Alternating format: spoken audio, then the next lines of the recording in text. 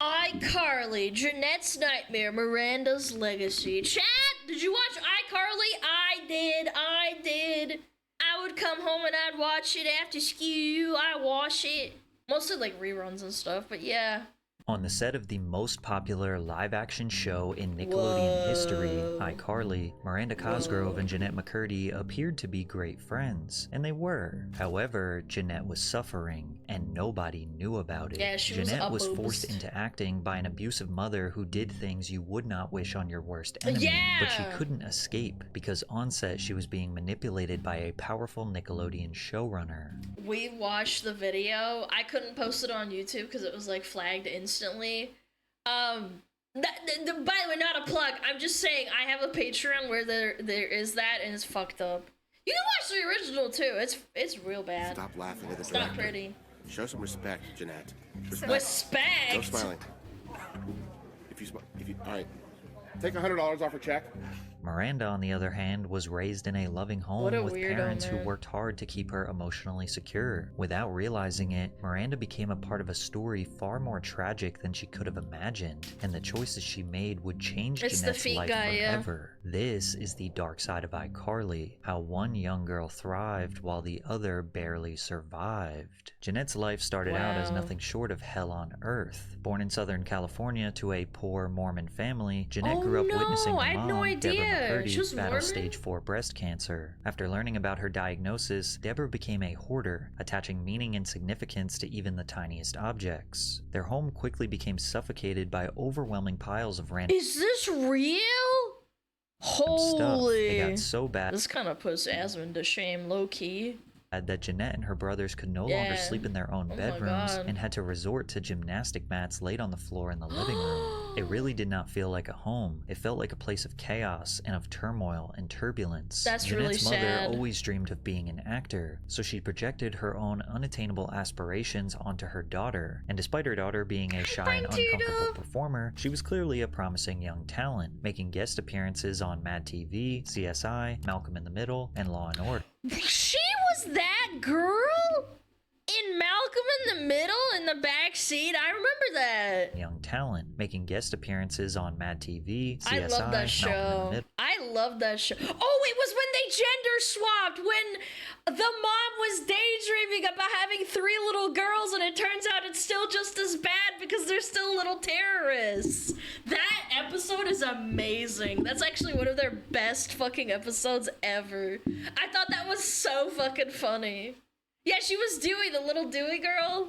And Law and Order. So Deborah's need for control went beyond really strict acting parenting and by the managing her girls. daughter's acting career. It was an all-consuming obsession that dictated every facet of Jennette's existence. She would shower Jennette for her until she was 11, oftentimes putting Jennette and her 16-year-old brother in the shower together. She shaved her leg. I have a brother. I actually think I would lose my mind. That's so fucked up. Ew. Gross.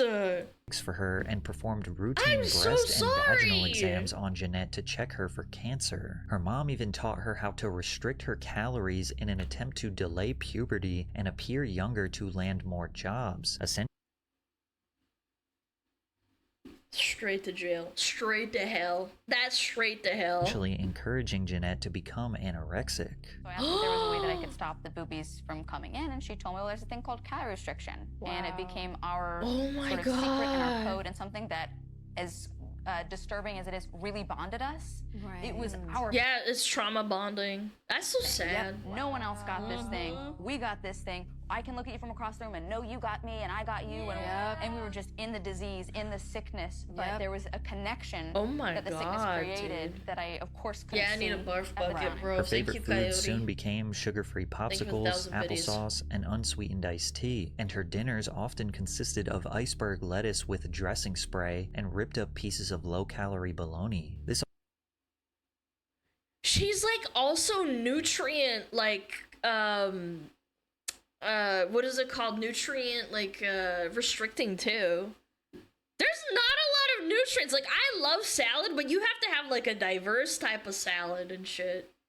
Nutrient deprived. Thank you. Yeah, that's what I mean. Like, also bro, made that's for a fucked confusing up. dynamic, as Jeanette's character on iCarly was obsessed with food, constantly indulging in binge eating, which to her almost felt like a mockery of her real life. Yeah, but again, dude, that's nobody fucked knew up. what Jeanette's mother was doing to her. Not only was she a malnourished child, but she also dealt with the same stresses of adult actors on set. It's a good question. I remember I would cry on several occasions when it just felt like it really got to be too much, and I'd tell my mom, I don't want to do this anymore, but she would either say, like, Net, you don't mean that, or she'd say, well, we need this. So there were kind of two different Oh my arguments God, that she man. would hit me back with, and then I'd feel guilty. To a child, nonetheless. Your Yeah, own we'd child. keep doing it. Which is why when she landed the role of Sam Puckett on iCarly at age 14, she thought it would be a breakthrough moment. Everything's going to be better. Mom will finally be happy. Her dream has come true. Unfortunately, iCarly was not going to be the saving grace that Jennette had hoped for. But the one bright spot was the close friendship she formed with her co-star, Miranda Cosgrove. Unlike Jennette, Miranda's parents never intended to force their child into the entertainment industry. An agent discovered Cosgrove at a Los Angeles food festival with her parents. Her mother, Chris, inspected the business card but remained hesitant to put her child in front of the camera. That's so fair. they started off slow, first getting her appearances in Burger King commercials, and then occasionally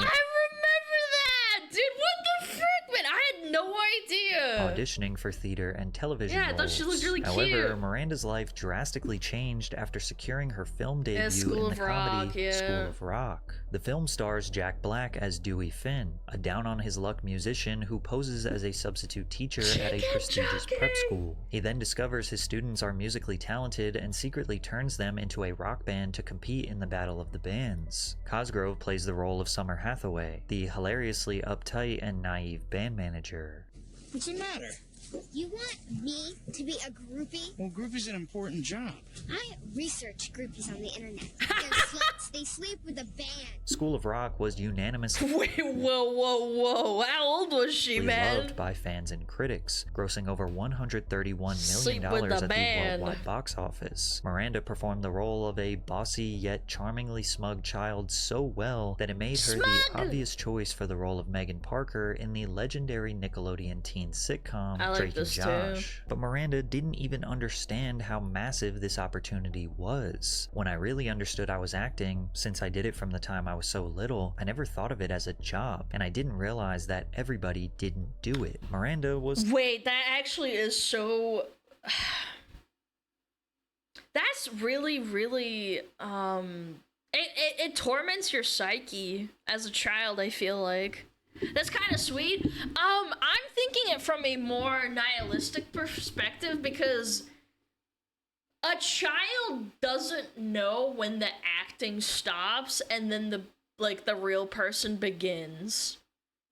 You know what I'm saying? Like, I feel like that can be abused in so many ways. so innocent, not even knowing she was working, compared to Jennette, who became painfully aware of her reality as her mother taught her how to starve herself to secure more acting roles to pay the bills. It's shocking to learn of Miranda's innocence, considering her character on Drake and Josh was borderline evil. Drake and Josh aired on Nickelodeon from 2004 to 2007 and follows two teenage boys who become stepbrothers after their parents get married. The two boys could not be more opposite. However, they would bond in fear of their cunning and mischievous little sister, Megan. Megan takes great pleasure in tormenting her older brothers. What makes you think that I would have the baby? Because you're a devious, twisted little girl. Why, thank you, Drake. While she I don't know, I'm the little sister. I thought she was so funny. appears sweet and innocent to adults, she is secretly always plotting elaborate schemes to outsmart Drake and Josh. No way. You just hustled me. No, I didn't. I just pretended to be bad so that you'd bet me, and then I stopped being bad and I took your money. That's hustling. There's a word for it? Cool.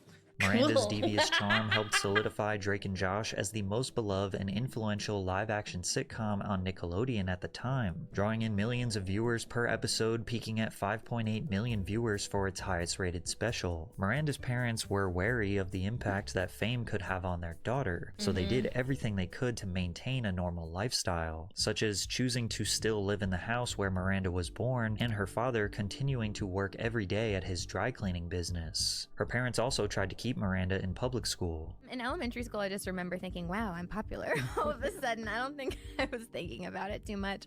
And I remember like the kid that I had a crush on who didn't know I existed all of a sudden talked to me. Like I think I just thought things were coming up roses. However, by the time she reached 6th grade, her acting schedule clashed with her education, and Miranda needed to make a huge decision. It took a lot for my mom to give in. I remember her asking, "Are you sure you want to do this? Are you sure you want to stay in acting?" And also noticed that 10 and 11-year-old Miranda Cosgrove actually had a choice, something that most other child actors don't have. Yeah. She ultimately chose to pursue acting and leave a normal life behind. Miranda immediately transitioned to private schooling on set with Drake and Josh. I remember when I was doing schooling, at first you guys were with me, and then within 6 months, you both were no longer. I don't remember if it was because you graduated or if it was because... God, I kept saying to my mom, "Where did Drake and Josh go?" Kevin the teacher, you remember Kevin? Oh, Kevin Mall, I remember him, yes. Kevin Mall.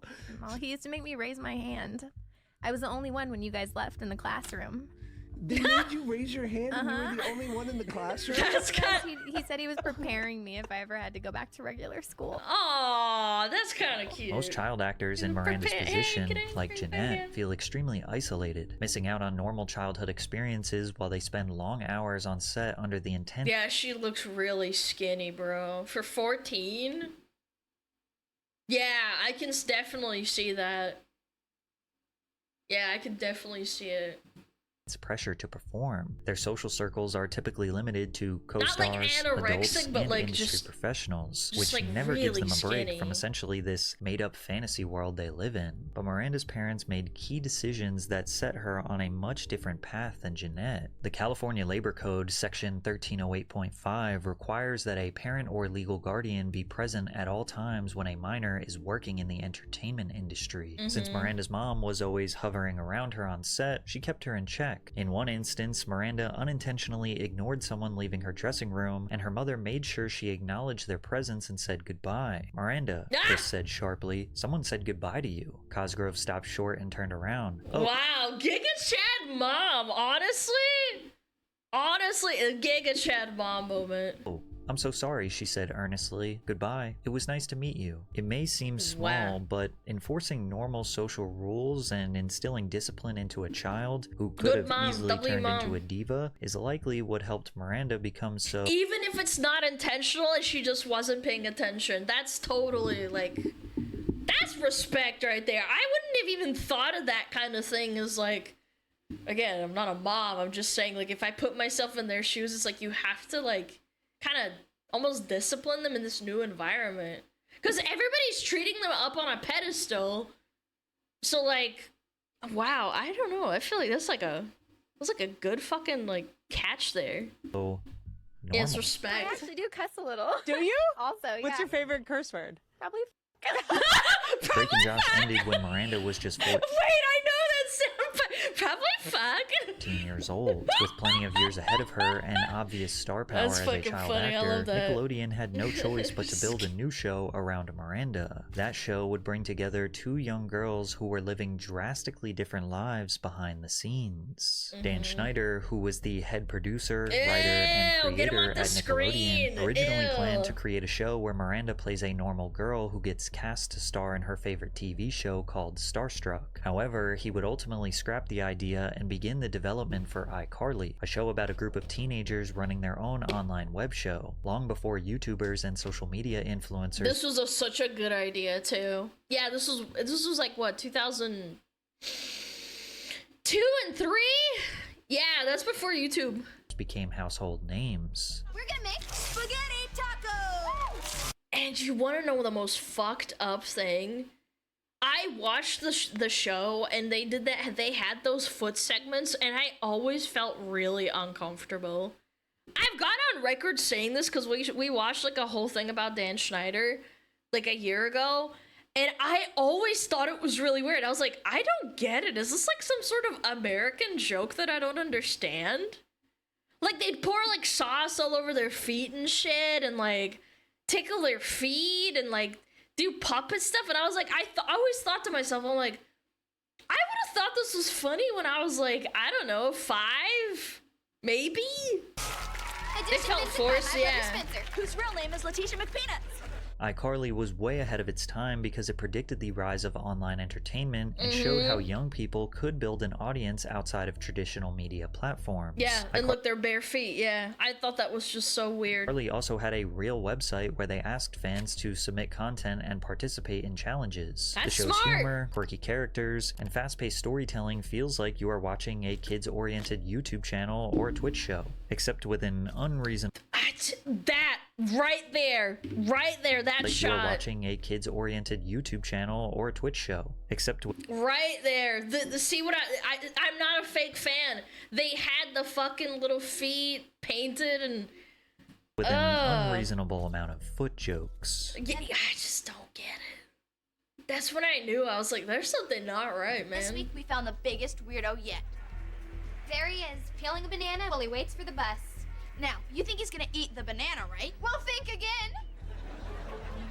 Yep, there he goes. Doing the peel. What a freak. And that's why the new champion of Who's That Weirdo in My Neighborhood is... Crazy Fruit Dude! That was kind of funny for a kid's show. What a weirdo. Again, not that weird. The foot shit was just like, what the fuck? Miranda portrayed a character that was similar to her real-life personality. Sweet, wholesome, and silly. Jennette's character, Sam, almost hit a little too close to home. Sam Puckett was known for her tough, no-nonsense attitude, sarcastic humor, and rebellious spirit. I liked her. Out of the cafeteria for slapping Gibby with a piece of pizza. I thought she was so relatable, even though she was so unhinged. Why did you slap Gibby with a piece of pizza? I found it on the floor. I wasn't gonna eat it. However, the writers included a darker side to Sam, making her one of the most complex characters on the show. She can definitely be seen as problematic and borderline kind of like toxic a tsundere, at times, yeah. frequently resorting to physical violence, which could make her seem like a straight-up bully. I don't see a car. All I hear is a lot of prattle, and She can also be manipulative, pressuring Carly into decisions that could get her friend in trouble. She was but looking fucked up. beneath that layer, you can also see Sam as a victim of self-destructive behavior, especially considering her on-screen relationship with her mom, which again, I should remind you that nobody knew her struggles with her real mother. Her iCarly mom, Pam, was irresponsible and often absent. I feel like, I don't know, there's no way they did that unintentionally. I know, you can't confirm it, but it's like, how could you write that and be so on the nose, you know? Was constantly locked out of her house, finding her own food, and was clearly lacking guidance, which may have forced Sam to develop a tough exterior. Mom? I know who I am. I love you. Mother. What, you think I don't love you? You never say it. Well, it's not easy to say I love you to a daughter who thinks I'm, you know, scummy. I don't think you're scummy. All the time. Really? It's so on the nose, bro. iCarly is considered. It's so on the nose. I can't help but laugh. Like, bro. Like, I feel bad, but I'm also like, man, that's fucked up. Like, if she's in the acting position and she has to say those lines, it's like, Jesus, dude. Like, you're kind of humiliating her. Considered by many to be the greatest Nickelodeon live-action show in history, and the numbers would agree. The series averaged over 6 million viewers at its peak, and the most-watched episode, I Saved Your Life, aired to 11.2 million viewers, which is the second most-viewed telecast in Nickelodeon history. Wow. You would think Miranda and Janette were on top of the world, but a decade later, we would find out the horrors going on behind the scenes. In Janette's memoir that was released in 2020, Look at that fucking face, man. It looks like a toad. 22, she describes the grim experience working with he looks like a the toad, creator, unironically. which many have interpreted to be Dan Schneider. McCurdy wrote that the creator was mean-spirited, controlling, and terrifying, firing children over basic mistakes and making grown men and women cry with his insults and degradation. You can see a glimpse of this alleged behavior as Dan often walked around the set with his own personal camera, filming behind-the-scenes content to share on his personal blog, danwarp.com. Stop laughing at the director. Show some respect, Janette. Respect. No smiling. All right. Take $100 off her check. Although it seems like he is just joking, knowing what Janette was feeling inside drastically changes the perspective of a clip like this. Janette also... Because you don't know if he's joking or not, and if you laugh, then it's over, and if he doesn't find that funny, he can just flip it on her. Yeah, it's like actually a really fucked up dynamic. Made major accusations that Schneider supplied minors with alcohol, quoting him as saying, "The Victorious kids get drunk together all the time. The iCarly kids are so wholesome. We need to give you guys a little edge." This allegation may have been corroborated by the actor who portrayed Beck on Victorious, who posted a TikTok that read, "When you don't remember the plotline to a single Victorious episode, but you remember going out partying every night." Janette I did not know about that. I feel so bad for that guy. You actually get brain damage if you go out and drink every night as a kid and shit, let alone like drink alcohol. Yeah. The fuck? Even claimed that Dan would provide unsolicited shoulder massages or demand others to give him massages, to which Dan admitted to. Let's talk about the massages. Okay. Watching the content yesterday, it was disturbing. It was wrong. We watched this, by the way. I will never understand how this guy on the other end, this guy, the one sitting across from him, is like reading that out loud and be like, "So what do you think of that?" It's like, what do you mean? That's fucked up! Now you're remorseful because you got caught and people are questioning it? It was wrong that I ever put anybody in that position. How is he not in jail? It just blows my ass apart. I'm embarrassed that I did it then. I apologize to anybody that I ever put in that situation.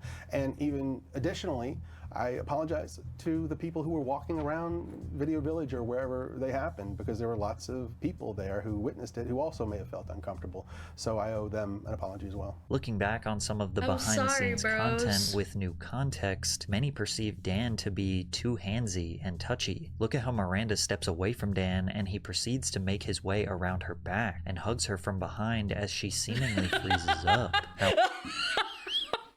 However, still to this day, Miranda has never spoken out against Dan Schneider, so we don't know if she truly had any traumatic experiences working under him. However, we do know that iCarly was the foundation of Miranda and Janette's friendship, even though Janette's mother tried everything she could to prevent it. Janette writes, "On set, Miranda said cuss words like shit and ass, and she took the Lord's name in vain at least 50 times a day. Mom warned me not to get too close to Miranda because she doesn't believe in God." Oh my God, Janette explained how her mother skewed her view of female friendships since she would cast them in a negative light. Oh, that's a classic tactic, so that she keeps listening to her and not realize what's going on with her. Yeah, because you'll meet a normal person, and then you're like, it's kind of fucked up what's happening over here. Is this how everybody gets treated? Yeah. Mom was always saying, men will never really know you and they'll hurt you, but women will know you deeply and then they'll hurt you. You tell me which is worse. As a result, Janette was cautious around other girls, but by now she was a teenager. Yeah, like mommy knows best, like Rapunzel. Exactly. That's actually like a very good analogy. And even her mother's manipulative tactics couldn't prevent her from getting close with Miranda. Miranda and I spent hours talking every day. Even though in person Miranda seemed shy and quiet, she had a distinct and hilarious personality through her written words. Aww. So many of the things she said made me laugh. Her way of observing things, people, habits, human nature. So I loved her, cute. and I was so excited we were becoming friends. Janette kept the dark reality of her home life a secret. She hid it from Miranda and from everyone. So the fact that her and Miranda truly became friends eliminated the idea that it could have been out of pity. It was genuine. My best friend is Jennette McCurdy, who was on iCarly with me, and we live really close to each other, and we have sleepovers all the time, and like I literally see her like every other day. I'm very grateful for that friendship. It did provide me a lot of comfort in those really challenging years. My relationship with Miranda was hugely healing to my concept of women. Janette's time spent with Miranda Yeah, when you have a toxic mom like that, like you get like fucked up from that. I had a friend that kind of had to deal with something like that. They had a fucked up mom, and they basically like ran away when they turned into an adult. And I remember hearing about it like through passing, and I always thought it was really weird that like they never let her hang out with like anyone else. And she wasn't religious, by the way, or anything. It was just kind of like weird. Like I never put two and two together, because it's like if you come from like a relatively normal family and like you look at someone who's like got an abusive family or an abusive parent, you kind of look at them, but you can't like put it together because you're not an adult. You don't have like all the cogs in there like working, and then in hindsight you're just like, Jesus Christ, man, I wish I could have done something. I wish I was smart enough for something, you know? Provided some much needed relief from her chaotic personal life. Sadly, it was only temporary, as their journeys were about to go in very different directions after the end of iCarly. The atmosphere literally couldn't be better. It's like one huge family. We all get along great. I can't think of any group of people that I'd rather get to see every day. And even though I'll see them all the time, knowing that I won't see everybody every day anymore is awful. At the height of her fame, Miranda earned $180,000 per episode of iCarly, and she was going to use that money to fund her next venture. Jennette, on the other hand, doesn't know what happened to the money. Did you get to keep?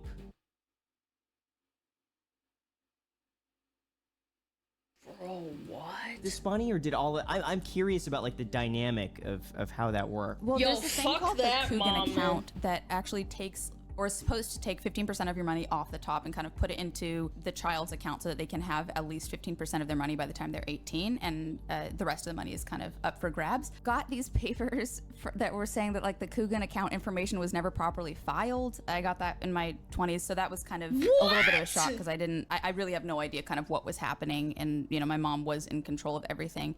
So I don't think I ever saw the Coogan account money. Additionally, Miranda released chart-topping music, performed concerts nationwide, and received several major brand deals. Cosgrove got to reap all of the benefits of being a child star, seemingly without being exposed to the horrors that come with it. And that's largely due to her parents refusing to fall victim to the complexities of raising a famous kid. After iCarly ended its 6th season, Miranda decided not to pursue a full-time Hollywood career. Instead of securing more mature roles and trying to prove herself in the industry, she decided to use her acting money to pay for college. I don't know. I'm pretty sure I'm probably gonna still be living with my parents for a while because I want to go to USC really bad.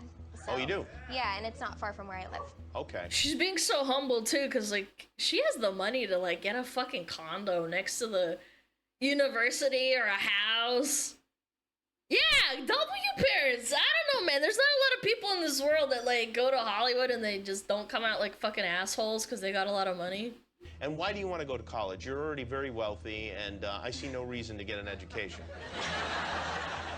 It's just how I look at it. My dad That's went fair. to USC, so he wants me to go there really bad. Did your dad have a hit show on Nickelodeon when he was a kid? I mean, like, to be fair, college is a waste of money, but I respect the want. You know, like, your parents might be traditional. You know, college back then wasn't that bad. Yeah. No. No? No, he's not drinking. And what do you want to study when you go there? That's Jimmy Kimmel, not Jimmy Fallon shit. That's what I'm Oh, really all right. in. Okay, well, it all fits in the whole Yeah, they deal. have a good film department too. Miranda did end up attending the University of Southern California, where she switched majors several times before landing on psychology. She even admitted that her fame helped her make new friends on campus, but her fame also made her a target, as she had multiple stalkers who got dangerously close to her. Set himself on fire in her backyard. Chat, please don't find out where I live and like set yourself on fire in front of me, please. I would really prefer you don't do that. That's fucked up. A crazy fan named Joshua Stockton allegedly started tracking Cosgrove's every move using clues from social media posts. Oh According to TMZ, he reported this is kind of why I don't fucking post anything about myself. I'm a really private person, but this is just like so sad. Reportedly went to her campus at USC to see her. He also sent Miranda gifts and later got upset because the packages returned unopened. He also tweeted a photo of his bandaged wrist with the caption, "Frankly, I'm tired of love, and my heart is ready to give out. Maybe I'll finish the job I started." She was granted a restraining order against the crazy fan, but then 1 year later, he violated it as he followed her on a trip to Disneyland. What? Joshua Stockton was given 3 years probation probation and will be required to complete a 1-year treatment program, including extensive psychiatric counseling. As if this wasn't scary enough, Miranda had a close call with another stalker who nearly took her life. We saw some movie, and then afterwards it was raining, and it never hardly ever rains in LA. So I was kind of like, I don't want to go back to my place, even though my place is pretty close to Arclight. Anyway, I went to my parents' house, and then I got a call at 3 in the morning that somebody had died at my house, and it was the weirdest thing ever because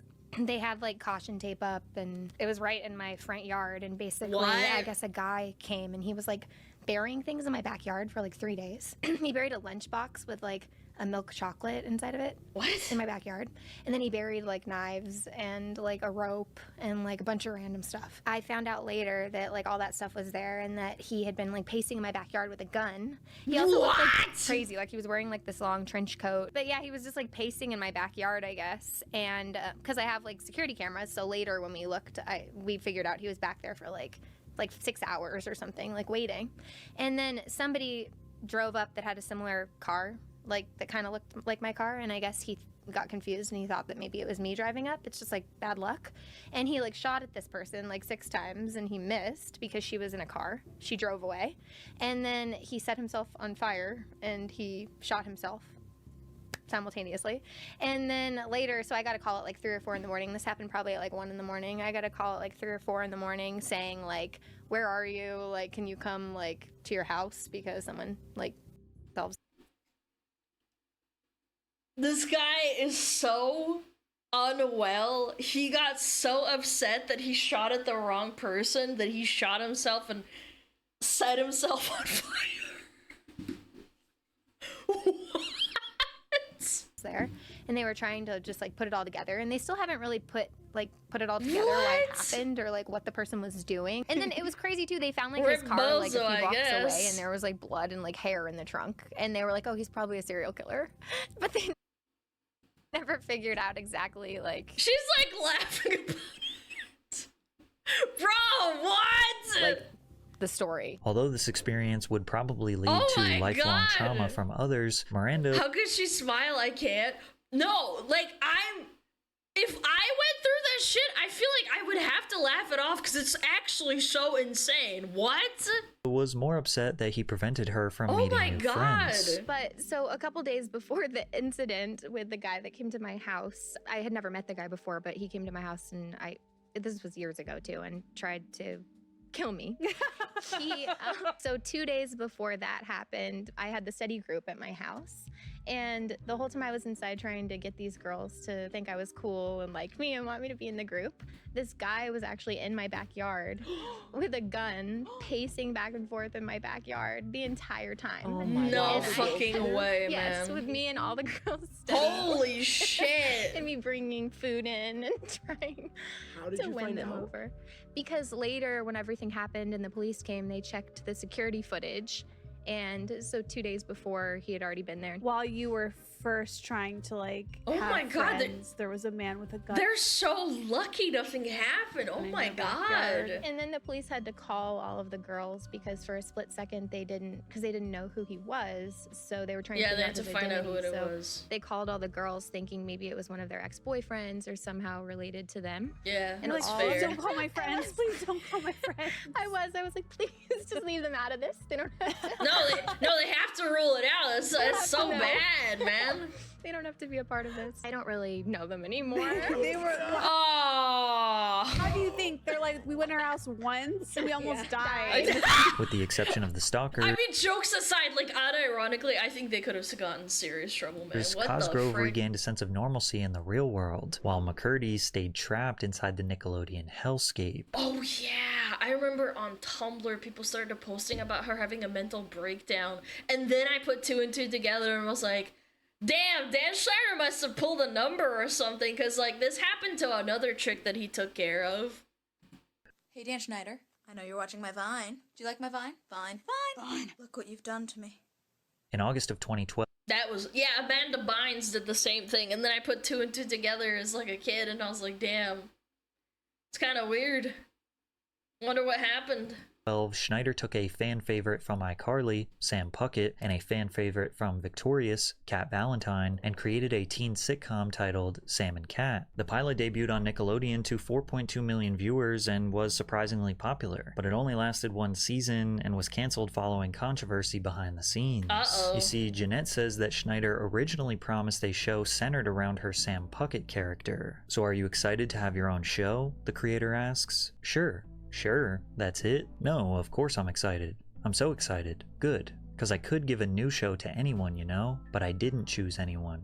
I chose you. But Dan's promises were empty, as the solo show turned into a sort of buddy comedy alongside Ariana Grande. Janette and Ariana just barely tolerated each other, mostly because of Schneider's manipulative tactics and the obvious favoritism towards Ariana. My co-star Ariana Grande is a burgeoning pop star who misses work regularly to go sing at award shows, record new songs, and do press for her upcoming album, while I stay back and angrily hold down the fort. I understand on a surface level why she has to miss work. But at the same time, I don't understand why she's allowed to. I booked 2 features during iCarly that I had to turn down because the iCarly team wouldn't write me out of episodes to go shoot them. Then this week happened. The week where I was told Ariana would not be here at all, and that they would write around her absence this episode by having her character be locked in a box. Yeah, that tracks. Oh my god. Are you kidding me? So I have to turn down movies while Ariana's off whistle-toning at the Billboard Music Awards? Fuck this. Ariana misses work in pursuit of her music career, while I act with a box. If I wasn't such a good sport, I wouldn't be in this predicament in the first place.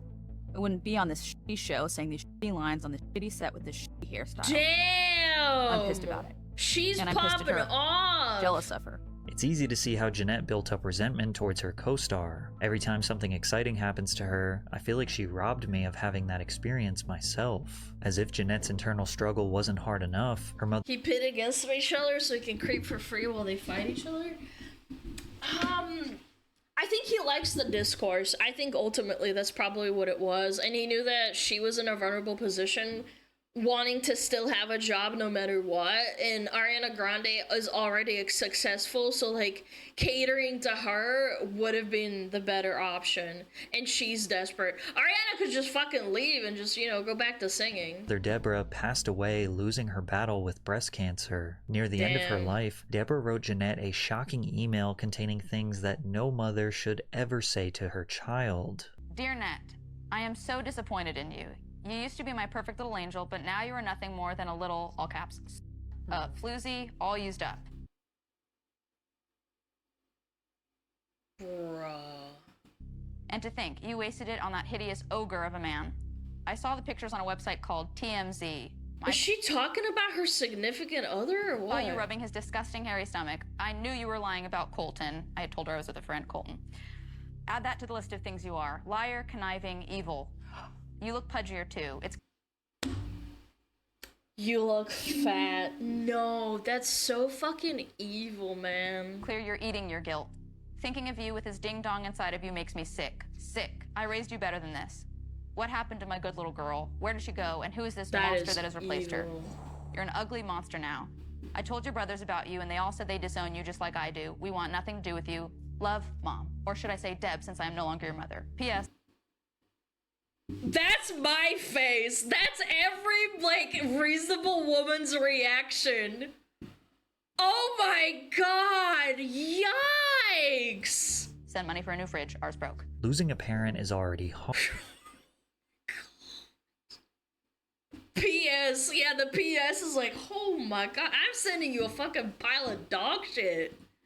But what about I'm sending you a pile of fucking shit in the fridge. That's what I do. Losing an abusive parent that wholeheartedly admitted they want nothing to do with you. As you can imagine, this sent Jennette's life into a dark place. To compound the stress, McCurdy was the victim of an invasion of privacy when explicit selfies of her surfaced on the internet, which ultimately led to Nickelodeon canceling Sam and Cat, claiming both actresses desired to move on to other projects. Following her mother's passing, Jennette began to struggle with an eating disorder as well as an addiction to alcohol. As the show was airing, her mother died of cancer. Jennette says her life was spinning out of control, anorexia morphing into bulimia and alcohol abuse. Oh my god. I was never aiming for bulimia. I was attempting to have anorexia, but I couldn't keep it up without my mom. So then that would lead to I'd starve myself for so long, and then I'd binge, and then I'd purge because I hated the feeling of fullness. And to top it off, her mom was like her rock. Like, even though, like, this is what's really fucked up about this fucking abuse, is that when her mom died, she didn't have the mental help that she really needed to get over the fact that she'd lost her rock, but she was also now free, and now she's spiraling, bro. That's so sad. But Janette remained strong. She was not going to let her trauma destroy the rest of her life. She first sought professional help for her eating disorder. I started with an eating disorder specialist, so it was very clinical, and we didn't get into trauma or childhood stuff. We didn't get into any of that, and I think I needed that at the time because I think I needed to get that addiction under control before being able to go anywhere near, like, excavating the stuff from the past. I think that would have fueled the addiction if I were working on that in tandem with the addiction. Janette knew that addressing and treating the critical aspect of her health was going to be hard enough. So once that treatment helped her regain her strength, then it was time to dive into the complexities of her childhood. First therapist Laura started asking questions about my mom. Immediately I went into, well, she did this, but it's because she's such a good mom. It's because she wanted me to be successful. It's because she wanted me to have a better life. Making up excuses. At the time, but in retrospect, I see, oh, I was disclaiming every single thing that my mom did instead of just stating the reality or how I felt about it. I was more concerned with how to keep my mom looking good than I was with expressing. That's a narcissism. My true emotional reality. Janette's journey to restoring her health and well-being was not something that a few therapy sessions would fix, and even after she has spent years working at it, it never truly goes away. Janette decided to retire from acting in 2016. However, she did write and direct a few short films that are very much inspired by her childhood, but nobody truly knew the severity of her deep emotional I heard about this book. Yeah, I'm glad my mom died. hardships until she released her 2022 memoir, I'm Glad My Mom Died. The shocking title doesn't necessarily mean Janette is celebrating her mother's death, but it does reflect her complicated emotions, grief, relief, and the pain of losing someone who also caused her harm. Her mom's passing meant the end of her control and abuse, finally giving Janette the chance to heal. The reality is, mourning an abusive parent isn't always simple. Sometimes sadness and relief exist at the same time, and millions of people around the world supported Janette's vulnerability. Putting something this deep and complicated out to the world is not easy. Her memoir sold over 200,000 copies across all formats in its first week. And I bet you a bunch of people also hated her. They're like, oh my god, you can't say that about your mom. No! Oh my gosh, man. Just read the book. And as of today, she has sold over 2 million copies. Number one, baby. I'm scared. I don't like blood noises. Okay, I'm scared. Okay. I hate this shit too. I hate this. I hate blood noises. Bro, she has trauma or something. What the fuck? I hate that shit. Around the same time, No, actually, unironically, I feel like she's got trauma. Paramount Plus also announced the plan to make a reboot of iCarly, but many were disappointed to learn that Janette would not be reprising her role as Sam Puckett. I just want to make things again. You don't need a partner to do that. No, I'm just saying. That I was don't need scary. a I feel partner. bad. I need Sam. She didn't have to do But that. she's off following her bliss with that biker gang. The obliterators. Hope she's okay. It's Sam. I hope they're okay. When Janette said she was done with acting definitively and the baggage that came with it, she meant it, but her castmates respected her decision. And we all really wanted Janette to be a part of the show in real life, but she's just doing other things, and we're really happy for her. But yeah, we're definitely going to touch on that in the show. Is the elevator door still open that if Janette wanted to come back as Sam for an episode, could that happen? Anytime. I mean, that elevator door is always open. It never closed. But again, we want to be respectful of her and the decisions that we made. So obviously, no pressure, of course, but whatever she wants to do. Aw. We love her. That's all she needs to know. Not only did Jennette not return to the show that made fans around the world love her, she said she wouldn't even watch it because of the demons it might bring back. And although it's heartbreaking that the thing that fans around the world It's like a trigger or a relapse, yeah. fell in love with her for is the fair. exact same thing that caused her so much pain and suffering, it is comforting to know that she does still cherish one part about her time as a child actor, and that is her friendship that she made with Miranda Cosgrove. Oh my god, I love Miranda to pieces. I always will. She has such a special place in my heart. She helped me grow as a person and heal as a person, and I hope I did the same for her, and I just love her so much. Oh, that is so sweet. Oh, go check out Patrick Cece. That was very informative. I knew on the surface what this was about, but damn, there's some fucking details in there. I was like, holy. That's a happy ending. I'm happy that she's getting over it. I hate hearing about people getting used and abused by their parents. It's like so fucked up. You're supposed to protect your kids. You know, like, this is the least you can do. And I understand also there's a dynamic of, like, how trauma passes through generations. But you can't, like, use that as an excuse, and you should at least try and be self-aware of it, you know?